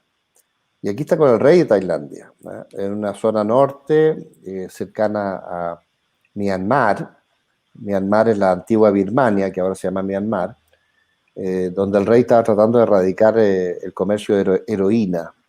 Y Leonardo le regaló una serie de semillas chilenas para darle la posibilidad a los campesinos de la zona de cambiar sus cultivos por otros productos.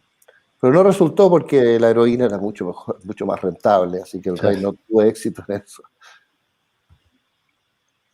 Ese es un hijo de mi hermano Leonardo, que se llama Leo Prieto, es bastante famoso por internet, especialista en inteligencia artificial. Acaba de vender una empresa que se llama Odd Industries a Arauco en millones de dólares, así que parece que le ha ido muy bien. Aquí está con su señora, ella es una modelo, muy buena moza, psicóloga, una mujer muy inteligente. Esta es otra hija de mi hermano Leonardo, casada con Lecaro, y ahí está con su hijo. En fin, son curiosidades de familia, no sé si tiene mucho sentido que las mostremos, pero estos son mis hermanos, los últimos que quedaban vivos. Los 3 del medio se murieron, fíjate. El último, Hernán, mi hermano mayor, que está al lado mío, yo soy el de amarillo, él está de celeste, en una camiseta. Él se murió hace como un mes atrás, a los 88 años. Un personaje extraordinario, fue campeón de polo de Chile, un par de oportunidades, fue gerente de operaciones del polo durante 36 años. Y él manejaba el fondo de mi padre antes de que nosotros lo perdiéramos por la reforma agraria.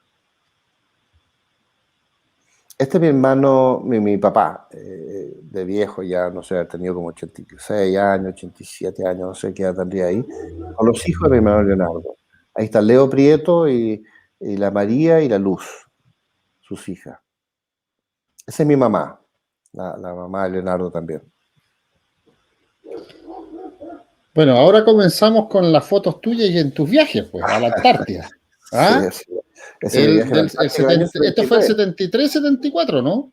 Sí, para el golpe, poco después del golpe, a mí me llamaron el 24 de septiembre para embarcarme el piloto Pardo, prepararme para viajar a la Antártica, salimos en octubre. Y estuvimos ahí bastante tiempo, porque hicimos 3 viajes de vuelta y de vuelta hacia Magallanes, hacia Punta Arenas, para llevar mercadería, porque era un buque el que estaba haciendo toda la Comisión Antártica, todo el abastecimiento a las bases, y normalmente eran 3 o 4 buques los que lo hacían. Ahí estoy haciendo trabajo hidrográfico, con los trajes naranjas de ese tipo de trabajo. Esto es la misma Antártica. Sí, en la Antártica, eso es la Antártica. Ahí estamos despegando en helicóptero que nos llevaban a todas estas comisiones para los trabajos hidrográficos y después nos iban a buscar. A veces nos quedábamos 8 horas haciendo trabajo y después nos iban a buscar para traernos de vuelta. Ahí estamos llegando a Puerto Williams, que es una escala que hacíamos normalmente antes de seguir a la Antártica, en el piloto Pardo. En piloto Pardo. Ahí estoy frente al Cabo de Horno. Tenía 22 años en esa época y era justo 10 años después que había ido a la Antártica por primera vez, cuando tenía 12 años. Fui a los 12 y a los 22. Todavía tenía pelo en esa época, como ustedes ven ahí. Y teníamos talla cadete, pues. Claro, uno era más flaco, ¿no? Otro chanchito de gordo. Eso en el estrecho de Gerlache, en la Antártica. Yo era oficial de navegación y me especialicé en navegación en hielo. Así que los oficiales de carrera, como yo era oficial de reserva, siempre me ponían cuando había hielo, porque decía, si usted se maquinea, que es un concepto muy naval, si usted se maquinea, si usted comete un error y lo echan, bueno, usted es oficial de reserva, así queda lo mismo, pero si nos echan a nosotros, perdemos la vida, la carrera. Si lo echan a ustedes no pasa nada, entonces usted tiene que estar siempre navegando en hielo acá. Entonces, Gracias, yo paleteado. todas las navegaciones difíciles me las daban a mí, y cada vez que había hielo, yo subía al puente a hacerme cargo, y me especialicé en navegación en hielo por la misma razón. Ahí estamos llegando al piloto Pardo después de una de las comisiones hidrográficas, a punto de aterrizar. Eso es cruzando el mar de Drake, navegando desde la Antártica hacia el continente sudamericano. Ahí estoy de oficial de navegación a las 4 de la mañana, me acuerdo que era, todo el mundo estaba durmiendo y yo estaba a cargo del buque. Y bueno, cuando uno tiene 22 años es bastante responsabilidad hacerse cargo de todo un buque en un territorio tan difícil como la Antártica. Pero uno, como es joven, aprende todo muy rápido y maneja la técnica muy rápido. Y como yo había tenido la experiencia de niño, a los 12 años, yo cuando fui a la Antártica el año 73, como que tenía la sensación de que ya sabía todo. Y también le llamaba la atención a los marinos que yo sabía tanto por la experiencia que había tenido de niño, porque uno cuando es niño, a los 12 años, absorbe todo. Y a mí no se me había olvidado nada. Ahí estamos navegando también en la Antártica, en la periferia, en la parte occidental de la península. Ahí estoy despegando en un helicóptero, en estas típicas comisiones andábamos vestidos de naranja para ir a hacer trabajos hidrográficos. Ahí estoy en la Cofa de Cuervo, que es un lugar que está arriba en el trinquete, donde cabe solo una persona y se usa para hacer navegación en hielo difícil, porque uno tiene mejor visión desde la altura. Y me mandaron para arriba porque había unos hielos muy difíciles al frente y hay que ver por dónde podíamos pasar para cruzar el estrecho de Gerlache. Ahí estoy haciendo cálculo de navegación. Ahí nos encontramos en la base Palmer Station, que es una base de Estados Unidos, con científicos norteamericanos. Y ahí hay un coronel de la Fuerza Aérea de Chile. Y está a mano derecha el señor Lorca, que era el presidente del Instituto INACH, Instituto Chileno Antártico. Claro, bueno. Ese es el capitán Garfio, el comodoro a cargo de la expedición, en este caso el comandante del Pardo. Él tenía un garfio en vez de una mano porque había tenido un accidente en el acorazado La Torre cuando él era artillero de joven. Y era tan buen marino que la Armada no se pudo deshacer de él. Y teniendo este garfio lo mantuvo la Armada. Y el año 73 lo nombraron comodoro y a cargo de la expedición antártica. Un personaje extraordinario, extremadamente interesante, un gran marino. Yo estaba ahí a mano derecha, estaba nevando, me acuerdo ese día. Ahí estoy con mi sargento a cargo de los trabajos hidrográficos. Nos pasábamos todo el día en esto y después nos venía a buscar el helicóptero. Ahí estoy con el sargento Zúñiga haciendo navegación nocturna. Esto ha sido también tipo 2, 3, 4 de la mañana, cuando todo el mundo dormía y nosotros estábamos a cargo del buque. Eso es los fuelles de Neptuno, a la entrada de la isla Decepción, que es una gran bahía volcánica donde uno navega en aguas tibias y en el borde el agua está bastante caliente y hay un completo deshielo, entonces casi como un remanso en la Antártica sin hielo. Y aquí es donde venían los balleneros en el siglo XVIII, el siglo XIX, y llegaban a este lugar que lo habían descubierto muy temprano, no se sabe quién lo descubrió, pero antes de James Cook o después, quizás no se sabe. Como le dije antes, el primero en descubrir la Antártica fue el español Gabriel de Castilla, operando desde Chile. Ahí es cuando salíamos con la lancha ballenera a recorrer los alrededores del buque por distintas razones, a veces por trabajo científico. Ahí estamos con la ballenera. El que está con la gorra blanca soy yo, que estaba a cargo de la ballenera, y los demás son científicos de distinto tipo que estamos llevando a alguna parte por alguna razón. Esto es cuando volví a la Antártica y me encontré con mi papá y mi mamá. Al lado izquierdo está mi hermana Josefina.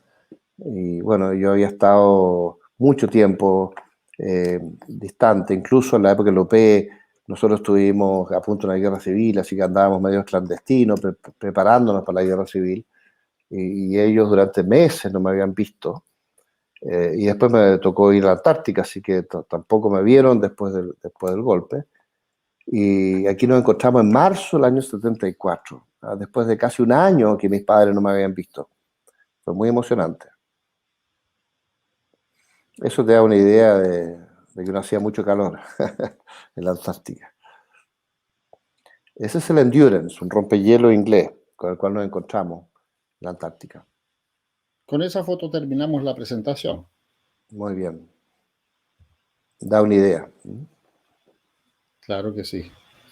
Interesante, muy interesante, Daniel, todo lo que te tocó vivir y dónde anduviste. Y ahora, tú en realidad has recorrido Chile en diferentes circunstancias, te ha tocado vivir también diferentes etapas, diferentes situaciones, con inclusive desde el 73 para adelante. Eh, ¿Cómo ves la situación ahora? O sea, ¿los políticos, piensas tú que los políticos tienen algún interés en conservar el territorio chileno antártico? El presidente Piñera se vio muy, muy amigui del presidente Fernández y los ingleses no lo ven con muy buenos ojos. ¿Qué opinas tú de eso? Bueno, un buen punto. Yo creo que lo hemos hablado antes, ¿eh? El país está en una crisis en este momento y tenemos que salir de la pandemia y de la crisis de violencia, esta revolución panamericana que estamos enfrentando en toda la región y que quiere destruir Chile, incluyendo todo lo que vemos en la Araucanía y todas estas infiltraciones masivas. del Foro de Sao Paulo en todos los países para desarticular los estados y con el movimiento globalista frente a los movimientos patriotas, en fin. Es una cosa pendiente, compleja. Nosotros en el ICAES, aquí tengo atrás mío el letrero del ICAES, hacemos investigaciones permanentes para tratar de entender lo que está pasando y tratar de diagnosticar hacia dónde vamos. Pero el país no ha logrado establecer el orden, y mientras no establezca el orden no vamos a poder recuperar el desarrollo. Va a haber inversiones en Chile cuando haya garantía física de orden y jurídica de orden. Y mientras la izquierda tenga esta mayoría en el Parlamento y esté bloqueando las inversiones, esté paralizando el crecimiento del país, va a ser muy difícil que el país vuelva a crecer. Hay que pensar que del año 2008 que Chile no crece realmente, o sea, creció un poquito los primeros 3 años del primer gobierno de Piñera, pero eso después se fue compensado en el 4.º año que no crecimos nada, y con la Michelle Bachelet nos paralizamos. Y ahora con el gobierno de Piñera, que todo el mundo tenía la esperanza de que Chile volviera a crecer y que se pusiera orden, el país tampoco ha crecido por la violencia y por la pandemia. Así que está todo esto pendiente. Y frente a eso, frente a esta crisis interna, lo externo está como postergado. Y en el caso de Argentina también, porque Argentina está en una crisis de pobreza monstruosa por los fracasos de todos los gobiernos anteriores. La pobreza en Argentina ha llegado al 43%. Nosotros que llegamos a tener un 7,8% de pobreza en el país más exitoso de América Latina, o sea, menos del 8%, hoy día dicen que estamos llegando al 13,6% de pobreza. O sea, después de durante 47 años bajamos la pobreza, o 45 años bajamos la pobreza, en los últimos 2 años, 2 años y medio, estamos cambiando la tendencia y estamos aumentando la pobreza. Y de 7,8 estamos llegando a 13,6% de pobreza, según las últimas investigaciones. Eso sería muy grave porque si no ponemos órdenes, si no controlamos la situación interna y si no damos las condiciones para invertir, para volver a crecer, no vamos a acabar con la pobreza en Chile. Vamos a frustrar el desarrollo. La pobreza, en vez de disminuir, va a aumentar ahora por primera vez en décadas. Eso nos da muy malas perspectivas. Sin embargo, si nosotros lográramos recuperar el orden, lográramos recuperar el crecimiento y tuviéramos éxito en estabilizar el país y tener un buen gobierno después de la elección en noviembre de este año, a lo mejor el país podría volver a retomar la posibilidad de salir del subdesarrollo, acabar con la pobreza y convertirnos en el país estable, con crecimiento y con un liderazgo en América Latina que teníamos hasta hace un par de años atrás. Y en esas condiciones las Fuerzas Armadas están ahí, están muy bien, están funcionando. Ojalá las pudiéramos usar para poner orden en Chile y después para defender los intereses de Chile en la Antártica, en la Patagonia, evitar este estrangulamiento que han insinuado ahora en campos de hielo, y negociar con Argentina una alianza, pero en buenos términos. No que ellos se aprovechen, ni mucho menos que desarrollen este discurso antichileno tan artificial que se ha estado desarrollando en los últimos 10 años y que puede ser muy perjudicial, porque si esto sigue desarrollándose, nos va a llevar a una crisis con Argentina. Tenemos que cambiar la tendencia. Ahora, si hay una crisis, a Chile le va a ir bien, porque tiene unas fuerzas armadas mejores hoy día y muy efectivas. Así que mientras tengamos fuerzas armadas efectivas, frente a Argentina no nos va a pasar nada, pero tenemos el problema interno, que es un problema panamericano pendiente. Claro, sí. Hay algo que pone Víctor Arriagada y que en realidad lo habíamos pasado por alto. Mira, dice, don Arturo, le recuerdo que pantalón de cumbia, porque es el sobrenombre que tiene el presidente Piñera, porque baila al compás de todos los que le ponen cualquier música, llevó al presidente del Ecuador, Correa, a la Antártica y le ofreció una base. Bueno, había una vieja teoría de que nosotros éramos como aliados los ecuatorianos, considerando que Perú tenía algunos problemas con Ecuador y a veces Perú nos anduvo medio amenazando en el pasado. Pero la idea debiera ser que todos los países sudamericanos se aliaran para nuevos proyectos comunes en el futuro. Y eso no significa desarmarnos, porque nosotros tenemos que tener capacidades navales, aéreas y militares, fuerzas expedicionarias, para enfrentar los desafíos de un mundo nuevo con un imperio chino dominante del planeta, con un futuro imperio de la India dominante del planeta, frente a un mundo occidental con una relativa decadencia en que la industria del mundo se ha trasladado de Europa, Estados Unidos a China.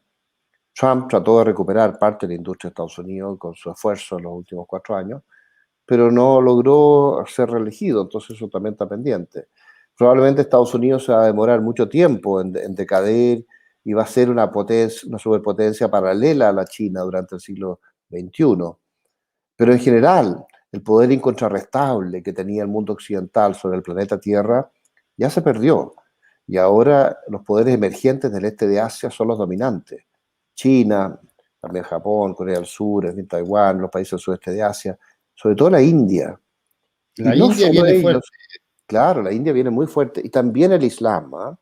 Que el Islam Sí. era, no sé, camellos andando al desierto hace 50 años atrás, y hoy día hay muchas superpotencias en el mundo islámico, muchas. Incluso países con poder nuclear como Pakistán, o grandes poderes tecnológicos de misiles y sistemas como Irán, o Arabia Saudita, que es riquísimo, riquísimo, y tiene una fuerza armada formidable. Y todos estos pequeños países del Golfo, que son aliados a Arabia Saudita, algunos, otros más, otros menos, algunos rivales de Irán, otros no tanto.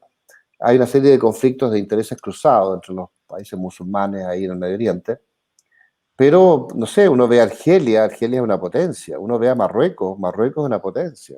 Ve a Egipto, Egipto es una potencia. Uno ve a Turquía, Turquía es una potencia. Entonces hay muchos poderes nuevos, un mundo muy multipolar, donde el dominio incontrarrestable de Estados Unidos ya no es tan evidente, y además Estados Unidos se enfrenta a una superpotencia emergente que es China, y debe reconcentrar gran parte de sus fuerzas del mundo hacia el este de Asia, y ha tenido que retirar en parte sus fuerzas del Medio Oriente y incluso de Europa. La pregunta del millón, estimado Daniel, la hace Sonia Muñoz y la Vaca. A ver, Daniel, ¿cómo haremos para recuperar Chile? depende de quién se elija presidente, ¿eh? Y si tiene carácter, él se va a imponer y va a permitir a los carabineros poner orden incluso con la fuerza y con las armas, y matando gente si es necesario, pero poner orden, porque si no vamos a ir a una guerra civil. Si no logramos controlar estos focos iniciales de crisis, vamos a ir a una guerra civil. Y ya la Araucanía está en un estado de descontrol muy grande y el país no se puede cortar en dos. No se puede cortar en dos.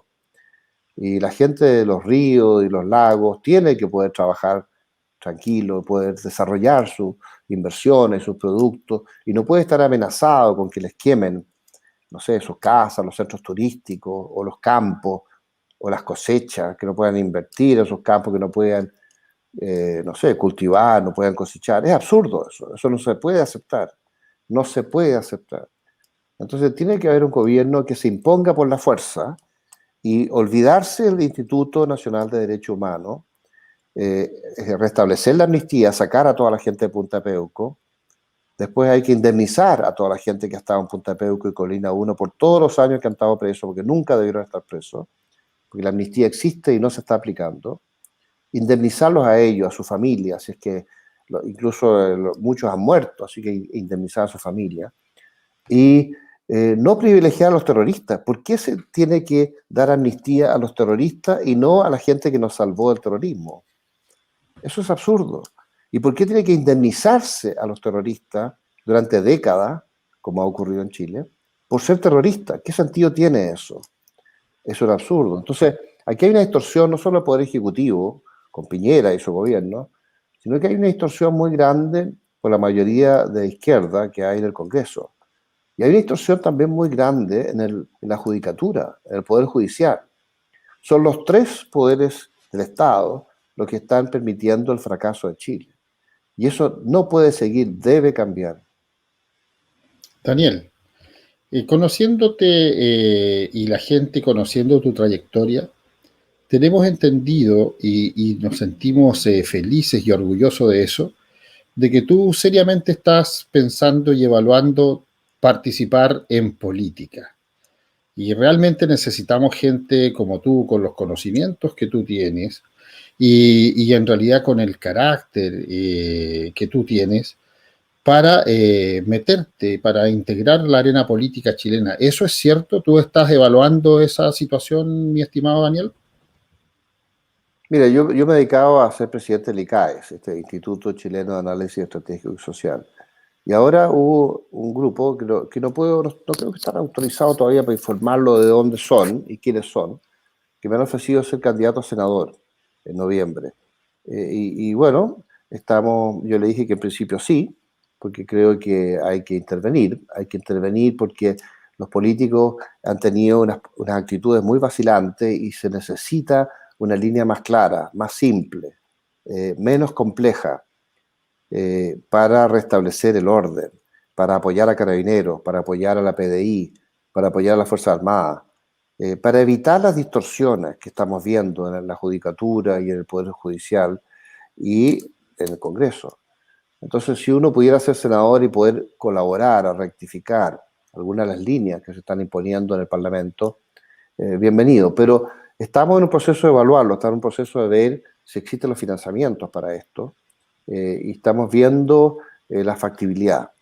Y cuando yo tenga más claras las cosas, podré informar, cuando esté autorizado para poder informar, por qué región de Chile o por qué lugar voy a ser candidato a senador. Es un lugar en el cual yo he tenido históricamente una relación y una propiedad que yo arrendaba en esa zona, y por lo tanto se me permite legalmente tener ese vínculo. Pero todavía no puedo decirlo porque no estoy autorizado. Pero efectivamente me han ofrecido ser candidato a senador y yo en principio acepté y estamos evaluando si es factible. Sí, bien. Yo creo que, mira, mucha gente está expectante. Hay mucha gente que a mí me ha preguntado realmente cuál es tu decisión. Y yo le he dicho lo mismo. Mira, Daniel está evaluando. En realidad hay también algunas conversaciones con algún otro partido. Pero sí, en la arena política nosotros pensamos, Daniel, de que la gente que participa en política tiene que ser gente realmente preparada, íntegra y que tenga pleno conocimiento de cuál es la idea general de maniobra de conducción política en los estamentos tanto del Congreso como del país. No descartamos, sí, vamos a dejar lanzada la bolita. ¿Qué le parecería al público en general, a la gente del chat y a la gente en diferido? A lo mejor no ahora, pero en un futuro próximo, Daniel Prieto Vial, presidente de Chile. Queda lanzada la... No, no, no, no es broma. O No sea, exagero, no estamos exagero. hablando seriamente, Daniel, porque se ha presentado mucha gente que en realidad tiene un pasado, Tiene pero mucha imaginación, tú. un pasado que es muy turbio y es un pasado que está lleno de contradicciones y tienen un pasado lleno de una carga política negativa. Los patriotas necesitamos gente íntegra y necesitamos gente que realmente se preocupe del país en su contexto general, en el desarrollo del país, en el progreso, en la seguridad, en la felicidad de la gente, en el desarrollo pleno de todos los ciudadanos. No es una broma, está lanzada la inquietud. Daniel Prieto Vial puede darnos una tremenda sorpresa. Es así. Daniel, excelente. Te vamos a dejar con la inquietud, Me sorprendiste con tus ideas extrañas. Un pero amigo sí. mío me decía que yo me parecía a Winston Churchill, entonces yo le preguntaba, ¿por qué? ¿Por mis intereses políticos, estratégicos? Decía, no, por los guatones y los pelados que estáis, me decía. No, no, no, pero tomando en serio el asunto, sí, es realmente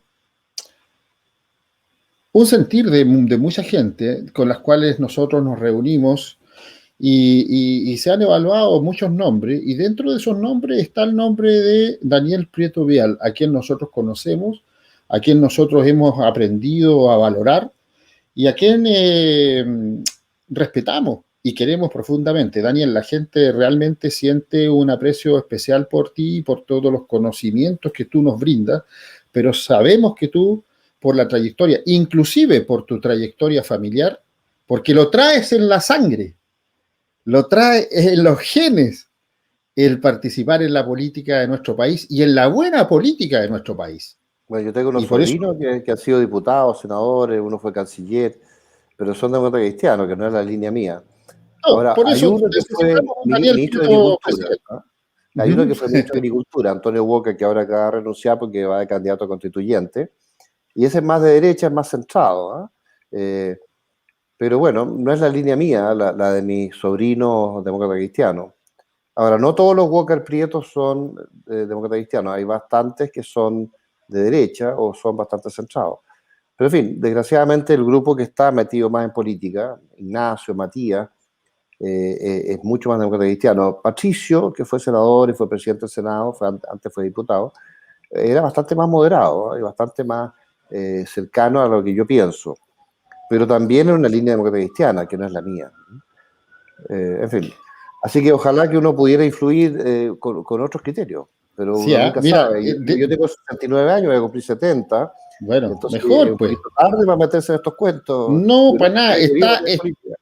está en la edad, dice, en la edad más rica. Sí, bueno. Oye, Daniel, pero mire, dice que sería el primer presidente con matamoscas políticos. Exactamente. Porque tengo una mosca por aquí, así que Claro es que una sí, crisis. pero en realidad queda lanzada la inquietud, independientemente, a lo mejor, como dice, oye, a lo mejor ingresas a la política en el Senado primeramente, y ¿quién dice que no? Tenemos un Daniel Prieto Vial, presidente de la República de Chile. Todo puede suceder. Bueno, Nada, ni ¿cierto? siquiera sé si va a ser el Senado, porque estamos buscando los financiamientos. Si hay financiamiento se Por puede. eso. Si no, estas Por cosas son eso. medias caras. Y si no, vamos a preparar a nuestro amigo Daniel Prieto para que en un par de años más se presente con toda la fuerza que se necesita presentar. Y no es broma. Amigo Daniel, te vamos a dejar ahora dando vuelta con la inquietud esta de la bolita que acabo de lanzar. No voy a poder dormir ahora, ¿verdad? ¿No ves? Pues, Daniel, Sí, las ya. últimas palabras de despedida para la gente que nos acompaña en el chat y las que nos está viendo en forma directa y nos va a ver en diferido. Bueno, hay una idea de que con las vacunas se va a ir acabando la pandemia, y después de la pandemia se está planteando la idea de que se va a restablecer la violencia que promueve el Foro de Sao Paulo y su derivado, el Foro de Puebla, que está actuando en Argentina y en Chile. Y estamos entrando en un periodo muy peligroso para el país, porque nosotros podríamos perder Chile, como lo perdieron los venezolanos, y caer en extrema pobreza, o recuperarlo. Y este es un problema no solo de Chile, sino que es un problema de Colombia, de Ecuador, de Perú, de Chile. Argentina está perdida mientras tenga este gobierno. Brasil tiene la esperanza de que tenga Jair Bolsonaro, en cierto modo se ha salvado. Pero nosotros estamos enfrentando en Sudamérica una crisis muy grande, que se suma a lo que hay en Centroamérica y México, e incluso se suma a lo que hay en Estados Unidos, con los antifas y, no sé, el Black Lives Matter y toda esta versión extremista de un sector del Partido Demócrata, vinculado a los globalistas, donde están metidos muy fuertemente la gente del Foro también, y los cubanos, el SEBIN, el Servicio Bolivariano de Inteligencia, actuando también en Estados Unidos. Entonces estamos enfrentando una revolución panamericana que afecta a todas las Américas, Sudamérica y Norteamérica, y en cierto modo también afecta a Europa. Así que estamos en momentos muy difíciles, y depende de qué pase si nos vamos a ir a un mundo mejor o a un mundo mucho peor. Claro que sí. Estimado Daniel,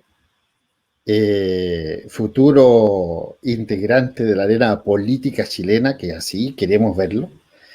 Un tremendo placer haberlo tenido, mi estimado amigo, en el canal una vez más.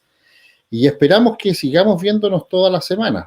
Vamos con otro tema tan importante como el del día de hoy o como el de la vez pasada, porque es la única forma de que los chilenos vayan entendiendo la historia para saber lo que está pasando en el presente y para enfrentar de mejor manera el futuro. Esa es un poco la idea. Daniel, nuevamente nuestros agradecimientos por tu tiempo y por transmitirnos toda esa experiencia y ese conocimiento que tú nos has entregado el día de hoy.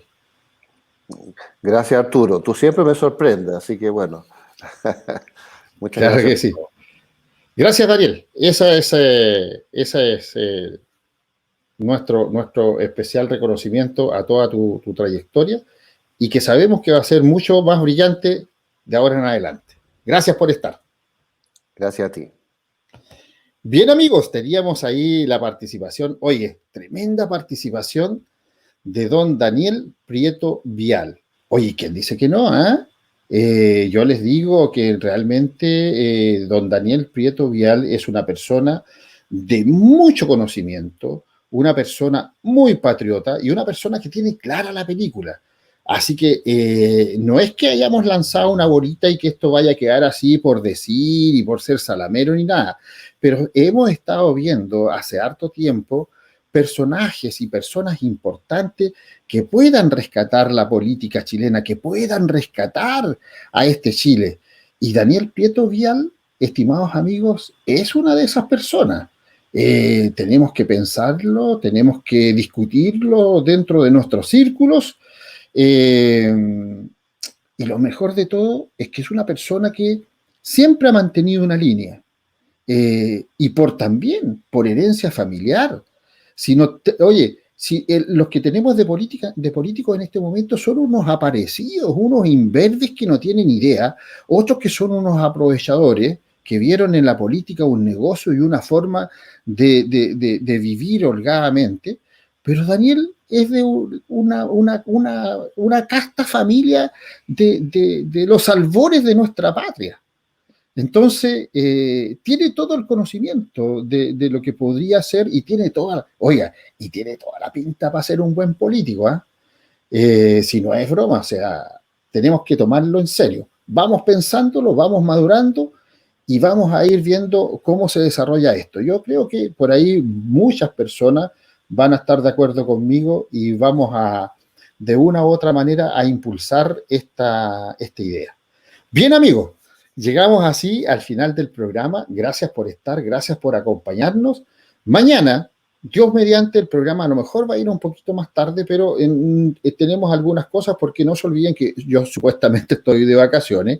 Voy a visitar a algunos familiares. No sé si alcanzo a llegar normal a la hora. Si no, ustedes saben que a la hora que yo llegue hago el programa igual. Y el día viernes tenemos el programa de La Guasa Sin Rienda. La Guasa Sin Rienda viene recargada de un montón de cosas. En la política está pasando muchas cosas. Así que afírmese, doña Jacqueline Van Rieselberger. Tenemos ahí algo que no nos gustó, pero demasiado fuerte.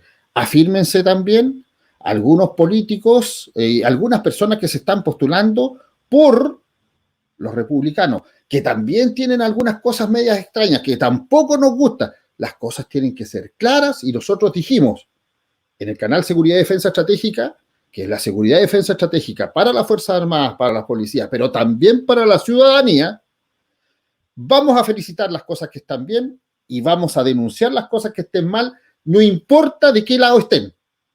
Si les gusta bien y si no les gusta bien también. Va a venir recargado eso. Así que, bien, amigos, sin más que decir, con la esperanza de que Daniel Prieto Vial, nuestro gran amigo Daniel Prieto Vial, ingrese a la política porque sabemos que va a ser un buen político. Nos despedimos entonces con nuestra frase habitual que dice: corrige al sabio y será más sabio. Corrige al ignorante y lo tendrás de enemigo. Dios, patria, familia y libertad. Termina así las transmisiones del canal Seguridad y Defensa Estratégica. Patriotas de Chile, patriotas de América y patriotas del mundo, gracias por estar. Nos vemos en una próxima transmisión.